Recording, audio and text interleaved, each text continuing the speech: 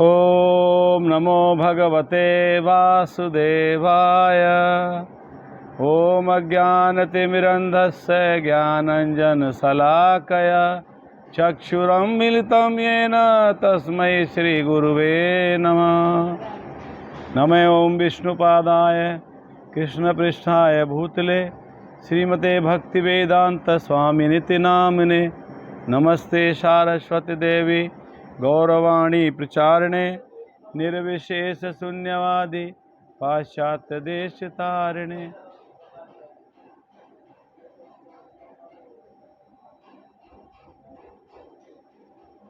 वाञ्छा कल्पतरुभ्यश्च कृपा सिन्धुएव च पतितानां पावनेभ्यो वैष्णवेभ्यो नमो नमः।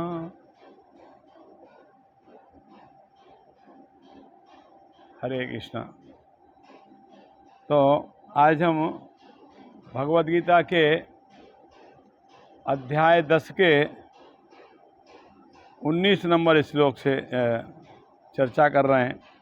इस क्लास में क्लास करना, ये क्रमांक के 40 नंबर क्लास है। ये गीता सीरीज की 10 नंबर अध्याय के 19 नंबर श्लोक से प्रारंभ कर रहे हैं।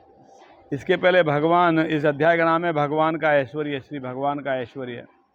इसके पहले अर्जुन ने भगवान के गुणगान किया, भगवान के विषय में जिज्ञासा व्यक्त की जानने के लिए। तो अब भगवान यहाँ पे अर्जुन से बता रहे हैं। तो श्री भगवान उवाच हन्त ते कथयिष्यामि दिव्या ह्यात्म विभूतयः प्राधान्यतः कुरु श्रेष्ठः नास्त्यन्तो विस्तरस्य मे। श्री भगवान ने कहा, हाँ, अब मैं तुमसे अपने मुख्य वैभव युक्त रूपों का वर्णन करूंगा, क्योंकि अर्जुन मेरा ऐश्वर्य असीम है। भगवान के ऐश्वर्य को जानना चाह रहे हैं, अब किस प्रकार से पूरे जगत में व्याप्त हैं। अर्जुन ऐसा प्रश्न कर रहे हैं भगवान से। तो भगवान कह रहे हैं मैं मुख्य का वर्णन करूंगा अभी, जो मुख्य है। ऐसे तो मेरा ऐश्वर्य असीम है, अनलिमिटेड है, उसकी कोई सीमा नहीं है। कितना बताऊंगा मैं आपको? ठीक है, कुछ मुख्य बताता हूं मैं, ऐसा कह रहे हैं।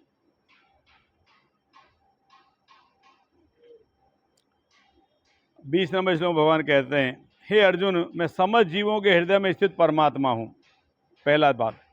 और मैं ही समस्त जीवों का आदि, मध्य और अंत हूं। कह रहे हैं हे अर्जुन, मैं समस्त जीवों के हृदय में स्थित परमात्मा हूं और समस्त जीवों का आदि, मध्य और अंत हूं। यानी इस जगत का सृष्टि करना, पालन करना और उसको बाद में संहार करना, वो सब मेरे द्वारा ही होता है। या मैं ही आदि हूँ, मध्य हूँ और मैं ही अंत हूँ। रूपा जी लिख रहे हैं, भौतिक सृष्टि के पूर्व में भगवान अपने मूल विस्तार के रूप में पुरुष अवतार धारण करते हैं और उन्हीं से सब कुछ आरंभ होता है। अतः वे प्रधान महत्व की आत्मा हैं। भगवान जिस प्रकार से ये शरीर इस आत्मा के बिना अचेतन हो जाता है, कुछ नहीं रहता, मिट्टी रहती है खाली, ठीक उसी प्रकार से अगर परमात्मा इस भौतिक जगत में परमात्मा नहीं व्याप्त हो तो भी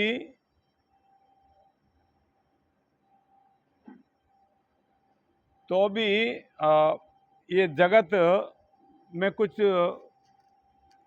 सृष्टि नहीं, जगत में कुछ चलेगा ही नहीं, चलायमान ही नहीं रहेगा, जगत भी जड़ हो जाएगा।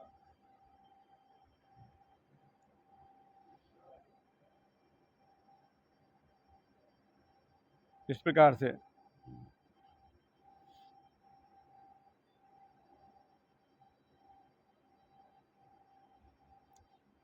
बिना आध्यात्मिक स्फूर्ति के साथ शरीर विकसित नहीं हो सकता।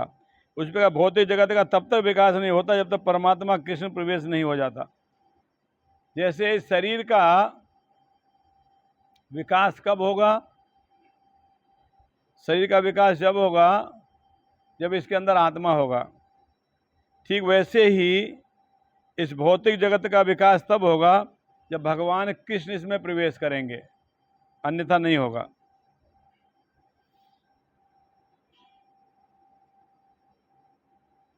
इक्कीस नंबर, आदित्यानामहं विष्णु ज्योतिर्दिशां रविर्ंशुमान् मरीचि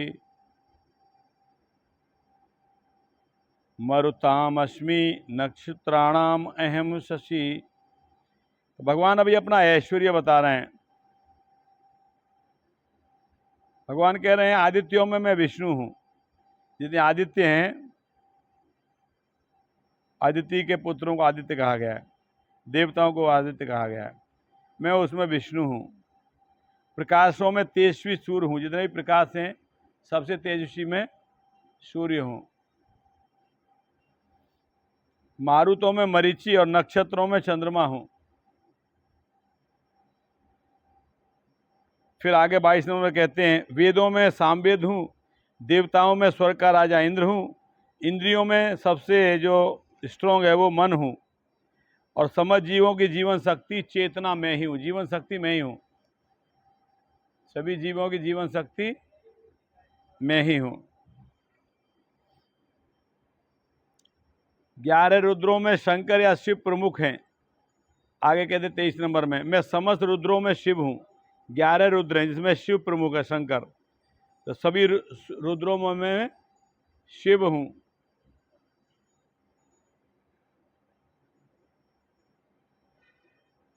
यक्षों और राक्षसों में संपत्ति का देवता कुबेर हूँ, वसुओं में अग्नि हूँ, और पर्वतों में मैं मेरु हूँ। Best of the best.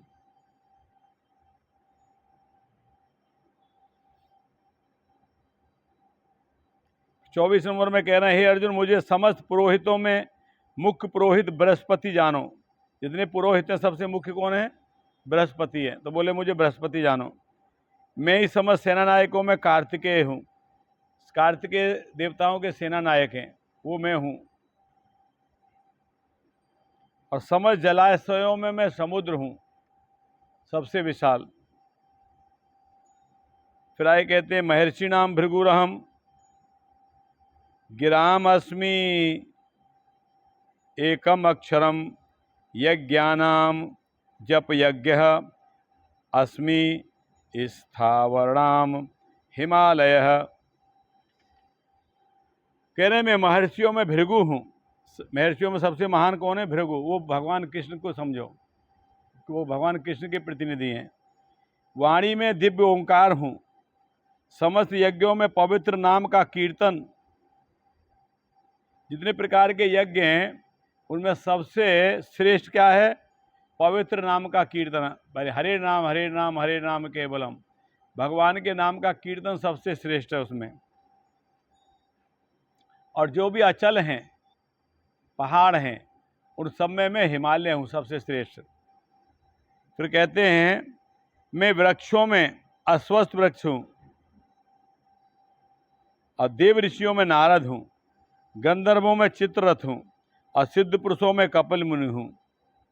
रूपा जी बता रहे हैं, क्लियर कर रहे हैं यहाँ पे आगे तात्पर्य में। अश्वत्थ वृक्ष सबसे ऊंचा और सुंदर वृक्ष है, जिसमें भारत के लोग नित्य प्रतिदिन पूजा करते हैं। जिसको बड़ वृक्ष कहते हैं, बट का वृक्ष, उसको अश्वत्थ वृक्ष कहते हैं। और देवताओं में नारद सबसे बड़े भक्त है। इसी प्रकार से सिद्ध पुरुषों में कपिल मुनि हैं, जो देवहूति के पुत्र थे ना, कपिल भगवान के अवतार थे, भगवान के प्रतिनिधि। वो बाद में एक और कपिल हुए, वे नहीं, वो दोबारा जो दूसरे कपिल हो वो तो नास्तिक थे, वो नहीं। देवहूति के पुत्र के रूप में कपिल मैं ही हूँ। फिर कहते हैं 27 नंबर में घोड़ों में मुझे उच्च श्रवा जानो।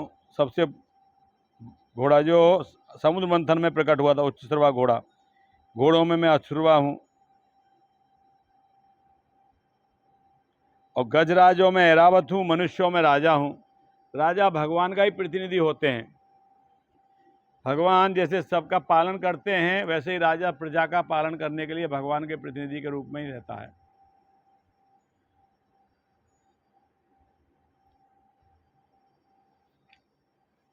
तो 28 नंबर भगवान कहते हैं मैं हथियारों में वज्र हूँ। वज्र मतलब अर्जुन के पास जो रहता है, इंद्र के पास जो हथियार रहता, इंद्र का वज्र सबसे भयंकर हथियार है वो। गायों में सुरभि हूँ, सुरभि सबसे श्रेष्ठ गाय हैं। संतति उत्पत्ति के कारणों में प्रेम का देवता कामदेव हूँ। संतति उत्पत्ति के लिए प्रेम का बहुत आवश्यकता होती है कामदेव की, भगवान कह रहे हैं वो मैं हूँ। सर्पों में वासुकी हूँ। वासुकी सबसे विशाल का है सर्प।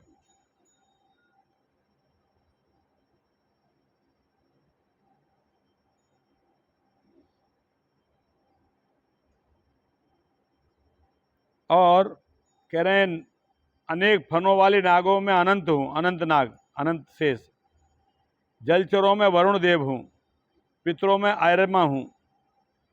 और नियमों के निर्वाहकों में मैं मृत्युराज यम हूँ। नियम के पालन करने वालों में सबसे कठोर व्यक्ति कौन है? नियम का पालन करने वाला यमराज। कह रहे दैत्यों में भक्तराज प्रहलाद हूँ। दमन करने वालों में काल हूँ। काल हर चीज को दमन कर देता है। काल हर एक चीज को, वस्तु को छीन कर देता है संसार की, तो वो मैं काल हूँ। पशुओं में सिंह हूँ और पक्षियों में गरुड़ हूँ। फिर आगे 32 नंबर श्लोक में भगवान कह रहे हैं हे अर्जुन, मैं समस्त सृष्टियों का आदि मध्य और अंत हूँ। ये पहले भी आ गया है। समस्त विद्याओं में आध्यात्म विद्या श्रेष्ठ होती है। अनेक प्रकार की विद्याएं, भौतिक विद्या, उन सब विद्याओं से अध्यात्म विद्या श्रेष्ठ है। वो बोले भगवान मैं ही हूँ। और तर्क शास्त्रियों में मैं निर्णायक सत्य हूँ। फिर कह रहे हैं अक्षरों में मैं आकार हूँ। समासों में द्वंद्व समास हूँ। शाश्वत काल भी हूँ और सृष्टाओं में ब्रह्मा हूँ। ब्रह्मा जी सृष्टि करते हैं भगवान के आदेश में, तो वो बोले मेरा ही प्रतिनिधित्व है। फिर आगे कहते हैं मैं सर्वभक्षी मृत्यु हूँ। मैं ही आगे होने वालों को उत्पन्न करने वाला हूँ। स्त्रियों में कीर्ति, श्री, वाक, स्मृति, मेघा, धृति और क्षमा हूँ। भगवान अपना ऐश्वर्य बता रहे हैं। अगर कोई व्यक्ति या कोई भी चीज श्रेष्ठ है ना, वो श्रेष्ठ से श्रेष्ठ भगवान है, ऐसा वो बता रहे हैं। यहाँ पे जिन 7 ऐश्वर्यों का उल्लेख हुआ है वो स्त्रीवाचक कीर्ति, श्री, वाक, स्मृति, मेधा, धृति और क्षमा। तो ये भगवान कह रहे हैं ये सब मेरे प्रतिनिधि हैं। 35 में श्लोक भगवान कह रहे हैं सामवेदों में, गीतों में व्रत साम हूँ। देवताओं के द्वारा गाए गए गीतों का संग्रह है सामवेद, जिनमें से एक है व्रत साम नामक गीत। और जिस व्रत साम की जो ध्वनि है बहुत मधुर है और वो अर्धरात्रि में गाया जाता है व्रत साम गीत। तो सामवेदों में देवताओं के द्वारा गाए हुए गीत हैं, और उनमें भी जो व्रत साम नाम का गीत है वो सबसे श्रेष्ठ है, जो बहुत मधुर ध्वनि में गाया जाता है और रात्रि को, मध्य रात्रि को गाया जाता है। भगवान कह रहे हैं वो मैं हूँ। छंदों में गायत्री हूँ। सभी प्रकार के छंदों में गायत्री सर्वश्रेष्ठ हैं। भगवान कह रहे हैं वो मैं हूँ। समस्त महीनों में मार्गशीर्ष, अगहन का महीना हूँ, जब ना ज़्यादा गर्मी होती है ना ज़्यादा सर्दी होती है, जो भी चल रहा है अभी।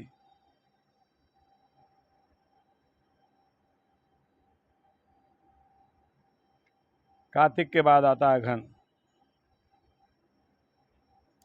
और समझ ऋतुओं में फूल खिलाने वाली वसंत ऋतु हूँ।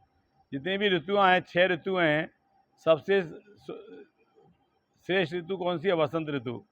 जब सभी पेड़ के पत्ते झड़ जाते हैं और नए पत्ते आते हैं और सुंदर सुंदर फूल आते हैं।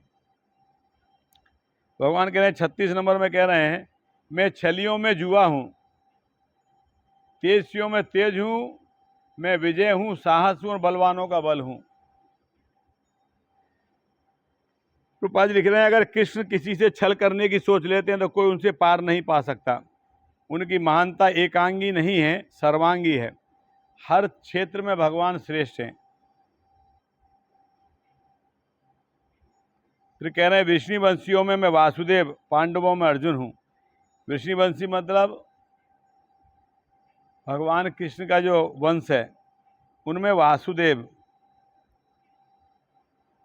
और पांडवों में अर्जुन हूँ। मैं समस्त मुनियों में व्यास हूँ, सभी मुनियों में श्रेष्ठ है व्यास मुनि, और विचारकों में श्रेष्ठ उष्णा है, वो मैं हूँ। अराजकता को दमन करने वाले समस्त साधनों में दंड हूँ। कहीं अराजकता फैलती है उसको दमन, अराजकता को दमन करने के लिए जो साधन अपनाया जाता है वो दंड है, पनिशमेंट। भगवान कह रहे हैं वो मैं हूँ। जो विजय के आकांक्षी हैं उनकी नीति हूँ। जो विजय है, विजय आपको कब मिलेगी किसी चीज़ में? जब आप नीति से चलोगे। तो भगवान कह रहे हैं वो नीति में हूँ। रहस्यों में मैं मौन हूँ और बुद्धिमानों में मैं ज्ञान हूँ। सबसे ज़्यादा बुद्धिमान व्यक्ति कौन है? ज्ञानी व्यक्ति, जिसको ज्ञान है। बोले वो ज्ञान में ही हूँ। और बता रहे हैं बाद में, हे अर्जुन यही नहीं, मैं समस्त सृष्टि का जनक बीज हूँ। पूरी सृष्टि का बीज भी मैं ही हूँ। ऐसा चराचर कोई भी प्राणी नहीं है जो मेरे बिना रह सके। भगवान बता रहे हैं मेरे बिना कोई नहीं रह सकता।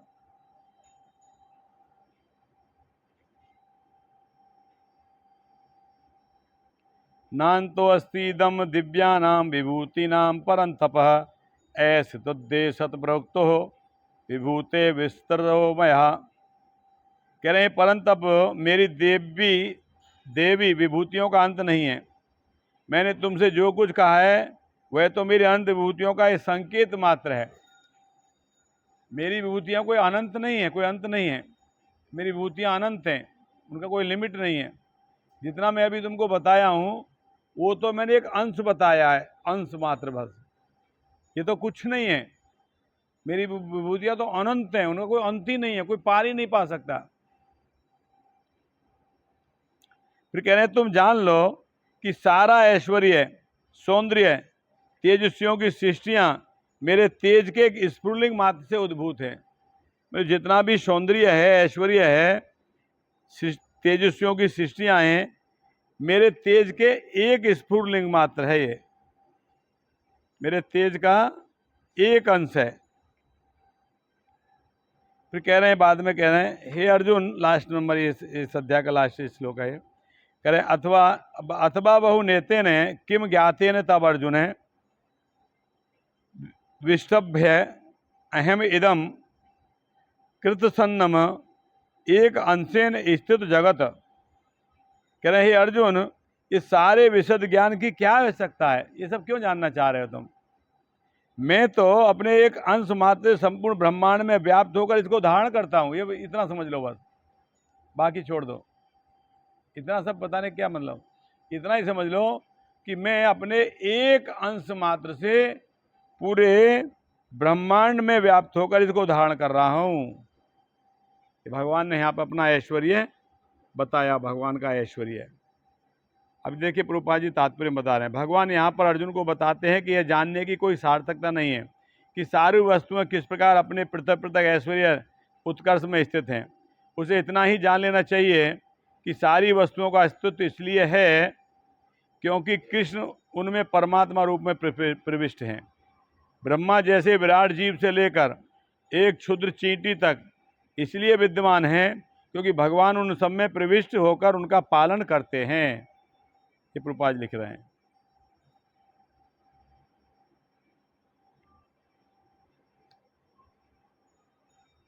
तो इस प्रकार यहाँ पे 10 नंबर अध्याय भी कंप्लीट हुआ। अभी 11 नंबर अध्याय। तो 11 नंबर अध्याय में अर्जुन कुछ प्रश्न कर रहे हैं भगवान से। अर्जुन कह रहे हैं, पहला श्लोक 11 नंबर अध्याय का, अर्जुन ने कहा आपने जिन अत्यंत गुह्य आध्यात्मिक विषयों को मुझे उपदेश दिया है उसे सुनकर मेरा मोह दूर हो गया है। तो कह रहे हैं कि आपने जिन विषयों को मुझे बताया, उपदेश दिया है, उससे मेरा मोह, मेरा इल्यूजन खत्म हो गया है।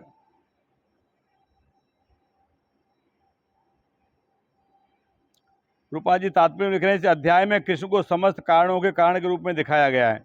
यहाँ तक कि वे उन महाविष्णु के भी कारण स्वरूप हैं जिनसे भौतिक ब्रह्मांडों का उद्भव होता है। कृष्ण अवतार नहीं है, वे समस्त अवतारों के उद्गम हैं। कृष्ण से ही सब अवतार होते हैं। इसकी पूर्ण व्याख्या पिछले अध्यायों में भी की गई है। फिर दूसरे श्लोक में अर्जुन कह रहे हैं, हे कमल नयन, मैंने आपसे प्रत्येक जीव की उत्पत्ति तथा लय के विषय में विस्तार से सुना है और आपकी अक्षय महिमा का अनुभव किया है। प्राय कह रहे हैं, हे पुरुषोत्तम, यद्यपि आपको मैं अपने समक्ष आपके द्वारा वर्णित आपके वास्तविक रूप में देख रहा हूं, किंतु मैं देखने का इच्छुक हूं कि आप इस दृश्य जगत में किस प्रकार प्रविष्ट हुए हैं। मैं आपके उसी रूप का दर्शन करना चाहता हूं। अभी यहाँ विराट रूप के दर्शन करने की इच्छा जाहिर कर रहे हैं अर्जुन। अर्जुन तो भगवान की महिमा को समझ रहे हैं, मगर बाकी लोग इसको जाने, इसलिए भगवान से प्रार्थना कर रहे हैं कि आपका मुझे विराट रूप दिखाइए। फिर अर्जुन कहते हैं, मन्य से यदि तक्षक्यम मया दृष्टिमिते प्रभो योगेश्वर ततो मे त्वं दृश्य आत्मानम अव्ययम। अर्जुन कह रहे हैं, हे प्रभु, हे योगेश्वर, यदि आप सोचते हैं कि मैं आपके विश्व रूप को देखने में समर्थ हो सकता हूं, तो कृपा करके मुझे अपना असीम विश्व रूप दिखलाइए। अर्जुन भगवान को ही कह रहे हैं, अगर आपको लग रहा है कि मैं देख सकता हूं, अगर आपकी इच्छा है, अगर आप मुझे पे कृपा करेंगे, अनुकंपा करेंगे, तो मुझे दिखाइए आपका विश्व रूप। रूपा जी इसके तात्पर्य में कह रहे हैं, क्योंकि भगवान के पास अचिंत्य शक्ति है, यदि वे चाहें तो असीम होकर भी अपने आप को प्रकट कर सकते हैं। अतः अर्जुन कृष्ण की अकल्पनीय कृपा की याचना करता है। वह कृष्ण को आदेश नहीं देता, दिखाइए आपको, ऐसे नहीं बोलता। उन्हीं कर, अगर आप समझते हो कि मैं देख सकता हूं, अगर आपकी इच्छा है, अगर आप चाहें तो मुझे दिखाइए। तो प्रभुपाद जी कहते, जब तक कोई उनकी शरण नहीं जाता, भक्ति नहीं करता, कृष्ण अपने को प्रकट करने के लिए बाध्य नहीं है। भगवान की जब शरणागत आप नहीं होगे, भक्ति नहीं करोगे, भगवान को आप रियलाइज नहीं कर पाओगे। अतः जिन्हें अपनी चिंतन शक्ति का भरोसा है, वे कृष्ण का दर्शन नहीं कर पाते।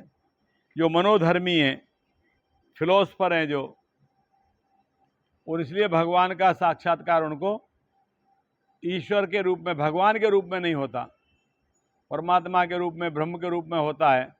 मगर जो उनका श्रेष्ठ जो समझ है भगवान के विषय में, वो है भगवान के रूप में भगवान को जानना। वो उन फिलोसफर्स को नहीं हो पाता, क्योंकि वो भगवान के शरणागत नहीं है। तो अभी 11 नंबर अध्याय के 5 नंबर श्लोक से भगवान बताएंगे और अपना विराट रूप यहाँ पे दिखाएंगे 11 नंबर अध्याय में। तो ये 5 नंबर श्लोक से हम अगले क्लास में चर्चा करेंगे। हरे कृष्णा। श्रील प्रभुपाद की जय।